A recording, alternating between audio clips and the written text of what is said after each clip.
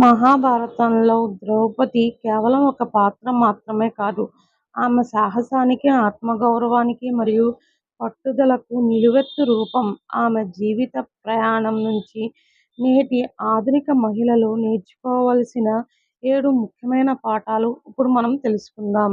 కురు సభలో ఎంతటి ఘోర అవమానం జరిగినా ద్రౌపది తన ఆత్మగౌరవాన్ని కోల్పోలేదు. తల వంచకుండా ధర్మరాజును, అక్కడ ఉన్న పెద్దలను నిలదీసి ప్రశ్నించింది.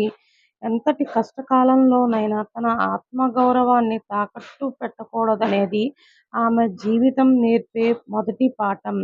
తప్పు జరుగుతున్నప్పుడు ఎదురుగా ఉన్నది ఎంతటి శక్తివంతులైనా సరే నిలదీసి ప్రశ్నించే ధైర్యం ద్రౌపదికి ఉంది. సభలో భీష్మ, ద్రోణ వంటి మహామహులు మౌనంగా ఉన్నా ఆమె ధర్మాన్ని ప్రశ్నించింది. న్యాయం కోసం గొంతుకను పెంచడం మహిళలకు చాలా అవసరమని ఆమె నిరూపించింది. 5 భర్తలు, 5 కుమారులు, కంటి ముందు సామ్రాజ్యం పోవటం, అరణ్యవాసం, అజ్ఞాతవాసం ఇలా ఆమె జీవితం నిండా కష్టాలే. అయినప్పటికీ ఆమె ఎన్నడూ కుంగిపోలేదు. విధి విసిరిన సవాళ్లను ఎదుర్కొంటూ మానసికంగా దృఢంగా నిలిచింది.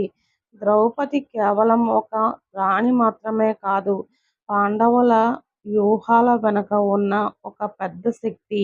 అరణ్యవాసంలో ఉన్నప్పుడు కూడా ఆమె భక్తులకు వారి కర్తవ్యాన్ని, క్షత్రియ ధర్మాన్ని గుర్తుచేస్తూ వారిలో పోరాట పటిమను రగిల్చింది. సరైన సమయంలో సరైన నిర్ణయం తీసుకోవడం ఆమెకు తెలుసు. రాజభోగాలు అనుభవించిన ద్రౌపది పాండవులు రాజ్యం కోల్పోయి అడవుల పాలు అయినప్పుడు వారిని వదిలిపెట్టలేదు. భర్తలతో పాటు అన్ని కష్టాలను సమానంగా పంచుకుంది. నిజమైన బంధం అంటే కష్టాలు, సుఖాలు రెండింటిలోనూ తోడుండటమే అని చాటి చెప్పింది.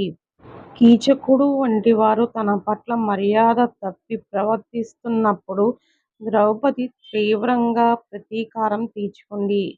మహిళల వ్యక్తిగత సరిహద్దులను దాటడానికి ప్రయత్నించే వారికి తగిన బుద్ధి చెప్పాలనే బలమైన సందేశాన్ని ఆమె ఇచ్చింది. అవమానాలు జరిగిన వెంటనే ఆమె ఆవేశంతో ప్రాణాలు తీసుకోలేదు. న్యాయం జరుగుతుందనే నమ్మకంతో సరైన సమయం వచ్చే వరకు ఓపిక పట్టింది. సుదీర్ఘ పోరాటం తర్వాతైనా సరే అధర్మంపై ధర్మం గెలుస్తుందనే నమ్మకాన్ని ఆమె జీవితం మనకు చూపిస్తుంది. ద్రౌపది జీవితం మహిళలకు కేవలం కష్టాలను భరించడం మాత్రమే కాదు, ఆ కష్టాలను ఎదిరించి ఎలా గెలవాలో నేర్పుతుంది. ఆమె ఒక అజేయమైన శక్తికి ప్రతీక.